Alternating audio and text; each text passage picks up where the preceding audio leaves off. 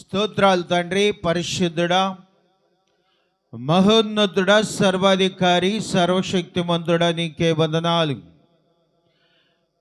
గడిచిన వారమంతా మమ్మల్ని నీ రెక్కల సాటున భద్రపరుచుకొని నీ నామ మహిమార్థంగా మమ్మల్ని నడిపించుతూ నీవు విజయోత్సవముతో నీవు నడిపిస్తున్న విధానాన్ని బట్టి నీకు స్తోత్రాలు చెల్లిస్తూ ఉన్నాం. ఈ సమయంలో ఇంతవరకు ఈ శుక్రవారము పాటల ద్వారా నీ నామాన్ని ఘనపరిచి ఉన్నారు, ఆరాధన ద్వారా నీ నామాన్ని ఘనపరిచి ఉన్నారు. నీకే వందనాలు చెల్లిస్తూ ఉన్నాం. ఇప్పుడు నాయనా నీ దైవదాసుని సిలువ సాటున మరుగుపరుచుకొని పరలోకపు సంగతులను మీరే బోధించమని ప్రార్థిస్తూ ఉన్నాం.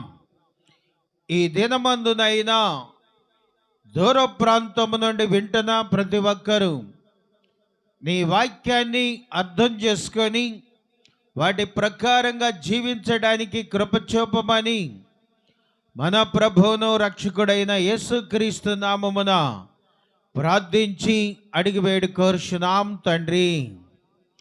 ఆమేన్, ఆమేన్, హల్లెలూయా. మంచిది. ఇప్పుడు వాక్య భాగాన్ని చదువుకుందాం. జకర్యా గ్రంథము 778వ పేజీ, 3వ అధ్యాయము మొదటి నుండి కొన్ని మాటలు దేవుని ధ్యానం చేద్దాం. ఈ వాక్య భాగాల్లో ఒకటి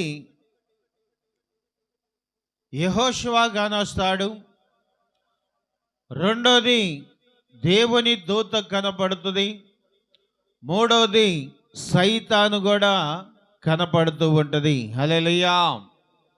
ఎవరు కనపడతారు? సైతాను కూడా కనపడుద్ది. అందుకే ఇక్కడ మొదటి వచనం చదవండి. మరియు యెహోవా దూత ఒకడు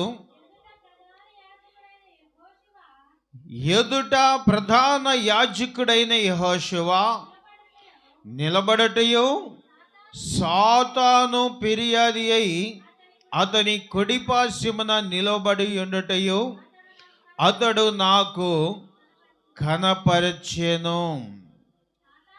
సాతాను యెహోవా నిన్ను గద్దించును, యెరూషలేమును కోరుకొను, యెహోవా నిన్ను గద్దించును,